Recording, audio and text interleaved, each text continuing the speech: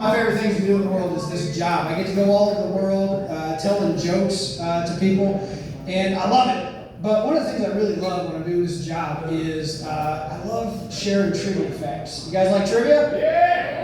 Yeah, me too. And I'm going to share my favorite trivia fact with you guys. Here it goes. Did you know that you can call and make appointments for your friends to get visits from Jehovah's Witnesses? I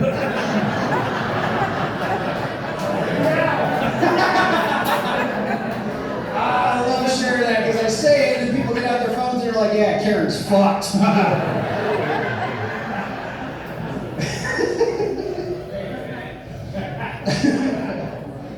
Oh, yeah.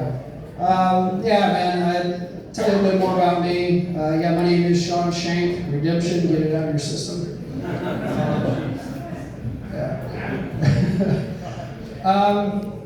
I was born legally blind, guys. I was born legally blind. Most people are born, they have 20/20 vision in each eye. I had 20 over 1,000 in each of my eyes. To date, I've had 34 eye surgeries. Yeah. One more, I get a set of steak knives.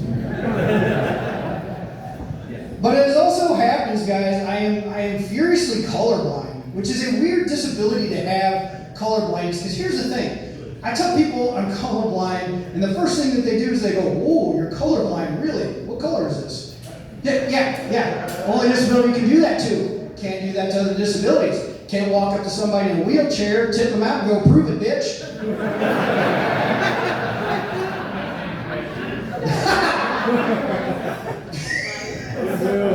I love you. Yeah, man, I got beat up a lot when I was a kid because of my eyesight, man. I got beat up all the time. Especially in elementary school, I got beat up because of my eyes. In elementary school, I got beat up because of my eyesight, which was weird because I was homeschooled. Sex ed was weird. Just my dad with a Polaroid, like, all right, that's your mom stuck in a dryer. And there's all my perverts, okay. I got beat up a lot when I was a kid, man, so I started lifting weights when I was 13. I'm a pretty big dude. Like being a big guy, man. I've had big guy jobs in my life. Had big guy jobs. I was a bouncer. Oh, okay, fuck Sean, I guess. Jeez, guys. No, I was a bouncer, but here's the thing. I started bouncing when I was in a weird time in my life. I started bouncing in my 40s. And that is a weird time to start bouncing because you get in a fist fight when you're in your 40s and like your thought process is completely different. That happened too, man. I was actually scheduled at the bar on my 40th birthday. And I remember I went in and I clocked in. And as soon as I clocked in, this guy started some shit, right? So I grab him by the shoulder and I spin him around and he puts his fists up. And I put my brand new 40-year-old fists up. And my first thought was, oh shit, okay. Yeah, I had got $1,000 deductible. I only get one pair of glasses per year. Let me get the pulse in here. By round of applause, who in here is like in a relationship or hitched or whatever? Wow, okay.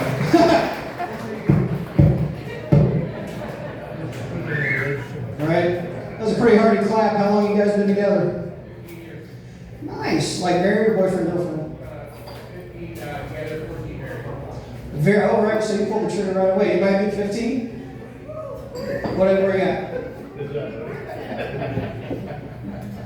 Battle Creek doesn't know numbers. It's okay. Huh? How long? 46. Oh, shit. Okay. She said 46. Give her a round of applause. Thank you. Sweetheart, in a row? Same person. All right, let me ask you something, 46. Have they been like all good years in a row? Is it kind of up and down, or? You didn't see it, she went. All right, cool. I've been married 10 years, man. I've done a dime with my wife, and we've had 10 good years. Like, she's my best friend. I love my wife, man. She's like, yeah, no, thank you. No, trust me, the more applause, the more chance I get sex tonight. So, thanks. Babe, Mike gave the double thumbs up. Means we get to do the birthday sex. Hey. $1,000 deductible.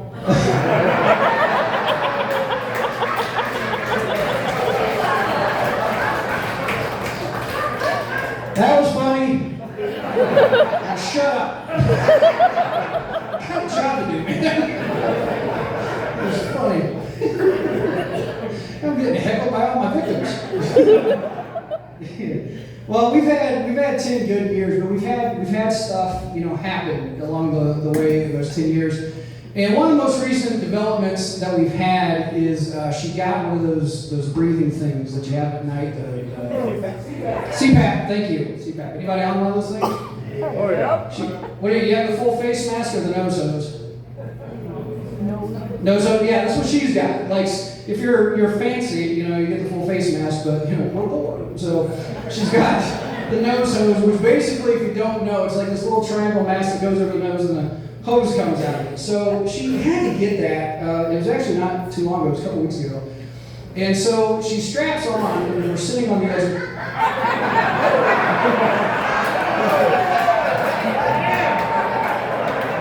No.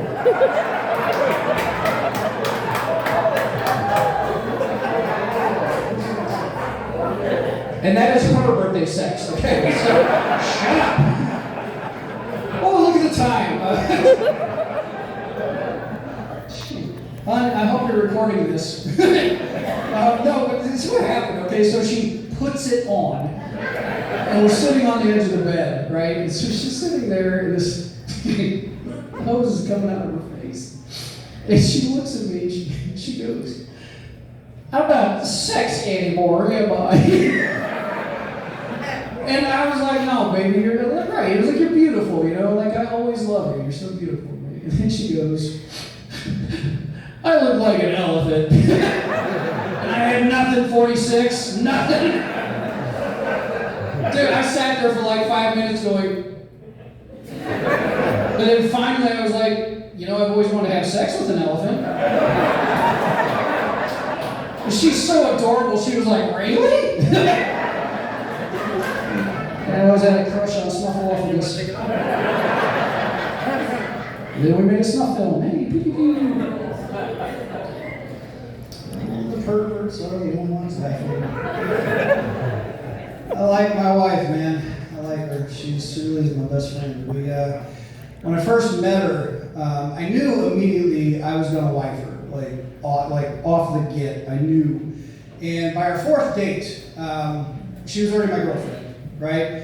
And so on our fourth date, we were at Applebee's, because I know how to treat a chick. And so we're there, right? We're sitting in the bar at Applebee's. And 46, how sometimes you look at your person, you're just looking at them and you're like, I just want to bite your face. You just love them so much, and you're just like enamored with them. And that's what it was. I was looking at her across the half-price nachos, and I'm just like, I love you. And so I look at her and I go, "What you thinking?" And dead ass, she looks me right in the eyes and goes, "You got a nickname for your dick?"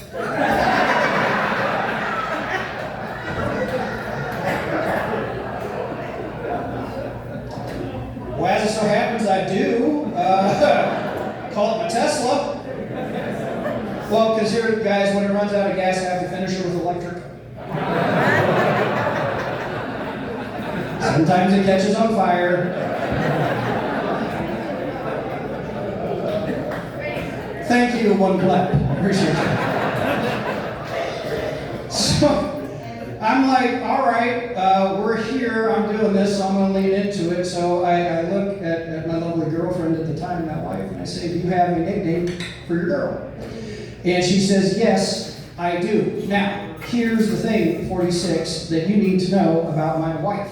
She is a huge video game freak. She loves video games. It's one of her favorite things to do in the world is play video games. So I asked her, I said, "Do you have a nickname for your girl?" She says, "Yes, I call it my PlayStation." Yeah, and I said, "Great, I guess that makes my last girlfriend my Xbox."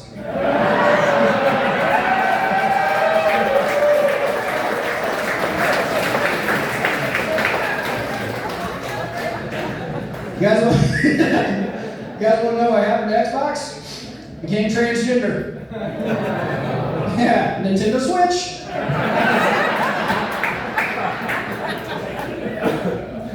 It's not even true. I just love that joke. All right. Got a few minutes. I got to do a couple more things when we get out of here. Get the other comics up here.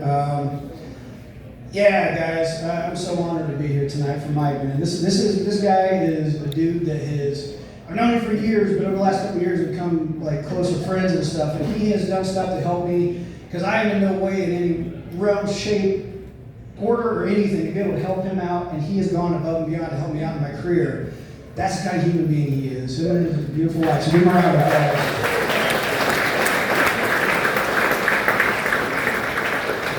All right, so I've got two more stories, and I'm going to get out of here and get your next comic up here. The first one I want to tell you guys, so what Mike has, I've had, it's run through my family, all right? I'm taking a lot of my family out. I've survived, Mike's going to survive, it's going to be awesome, right? Sir. Okay. So it reminded me of this story Peter told me, so I'm like, you know what, I'll tell that story. So when my mom got it, I was pre-med at one time, hard to believe, I was going to be a doctor, and she would text me a lot, right, and ask me questions about health stuff. And I remember one time she sent me a text, and she said, I'm having trouble breathing. And so I sent her a text. I hate texting. I sent her a text and told her, now what is it when we were kids that our parents told us to rub on our chest when we got sick? Thank you. That's what I wrote. But instead, I sent her a text that said, rub some dicks on your chest.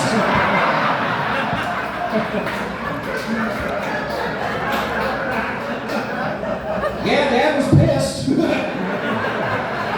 46, she was not.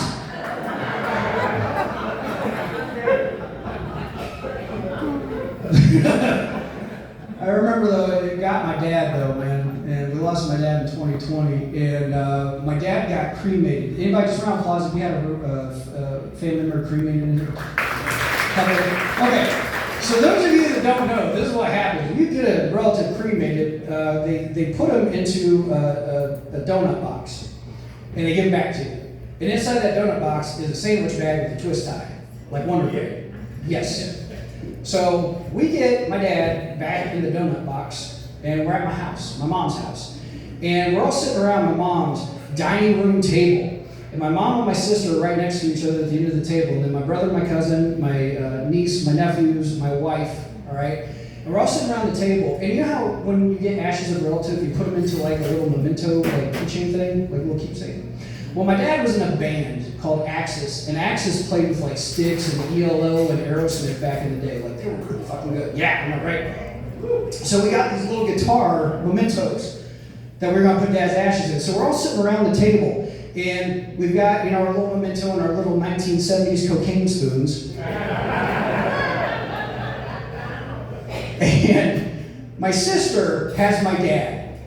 She opens up the donut box, and she untwists the twist tie.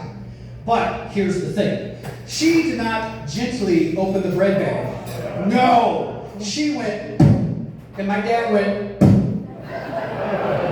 She looks back down, and she looks like Scarface. And she starts going, oh my God, Dad's inside of me. My mom turns to her and goes, I remember that feeling.